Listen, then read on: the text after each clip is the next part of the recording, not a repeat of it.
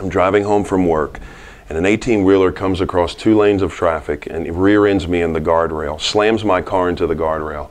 My seat actually broke off the hinges, the seatbelt locked, and my back torqued. 2 herniated discs in my back, 2 in my neck, 1 was bulging.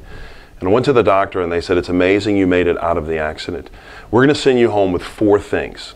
And so they sent me home. I left the hospital with Oxycontin, Valium, Soma, and Percocet. So here I was, a 22-year-old boy, never taken drugs before in my life, but I was in pain. And so what I did is I took the drugs every 4 to 6 hours for pain. Well, you know the story.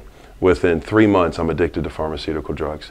And I have this insatiable desire to get high. I no longer want to make money. I no longer want to be successful in the world. I no longer want to make a name for myself as I wanted in the past. I just wanted to get high. And so the medicine that would last me for 30 days would run out in 2 weeks. And so I had to find a way to refill the prescription or to fuel this habit I had.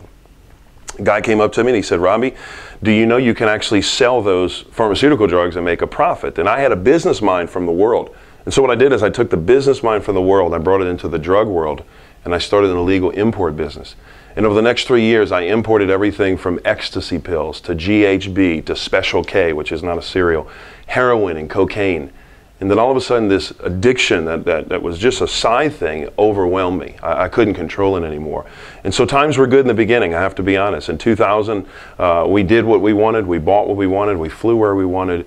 And then all of a sudden, I brought in that year with a bang. My buddy died of a heroin overdose with the needle still in his arm.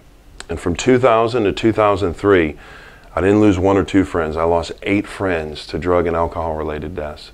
In that time, 6 of my buddies, the cops were kind of onto the operation, 6 of my buddies went to jail. And I started to cry out to the Lord. I said, okay, God, you're starting to get my attention, but I wasn't ready to surrender my life to Christ.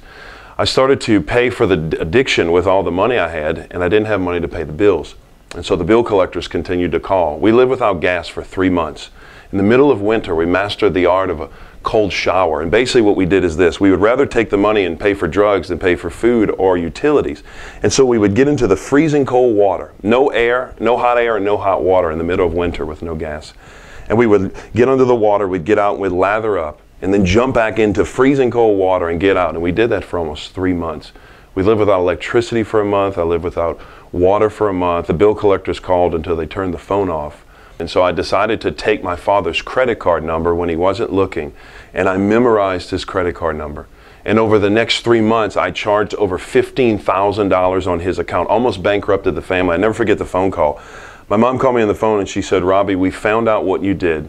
Your father is furious, and I'm disappointed in you. Don't ever come to this house again.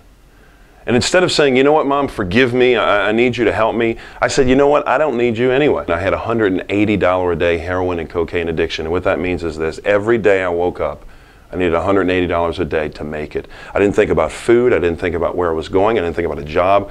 I thought about getting high. On November 12, 2002, I wasn't in a church. I wasn't in a revival service. I was in my room. And I'd remembered what a guy told me in 1995. And he shared the gospel with me, how I was a sinful man in the face of a holy God, and that how I needed my sins forgiven, and that I could have access to God through Christ. And so I got on my knees and I said, God, if you're real, I will surrender my life to you. I'm not playing games with you. I'm not doing it because a friend's doing it. It's a blank check. I'm giving you my life completely. I'm turning from my sin, and I'm trusting that you can save me from the mess I was in. I didn't want to live anymore. Those 6 months living up to that decision for Christ, I had basically pushed the envelope of drugs, and every night I went to bed and I said, God, I don't want to live, but let me live through the night, and if I die, please take me to heaven. On November 12, 2002, I had a radical Paul-like conversion. It was so radical that the next day, after spending 24 hours with the Lord, the next day I went to my father and I said, Dad, you're never going to believe this, but God's called me to preach. The same day he called me to be a believer, he called me to preach. And I said, Dad, God's called me into ministry. And my dad looked at me and he said, Robby, how in the world are you going to get married by being a priest? He didn't know any better because we were raised Roman Catholic and he didn't know any better. And I said, no, Dad, not a priest, but a preacher. God gave me an incredible opportunity to preach, and just in a month and a half I preached my first sermon at a homeless shelter, and I just shared my testimony. And at the end of the testimony I said, if you would like to know the same God that I know and give your life to the Lord Jesus Christ, I want you to stand. And 7 people that day stood up with tears in their eyes and they said, we want to know the same God you know. And I left that place and God said, this is what you're going to do the rest of your life. You're not going to be in the world. You're not going to make a lot of money. You're not going to be successful in the world by the world standards. You're going to serve me and live for me and preach for me as a pastor and preacher.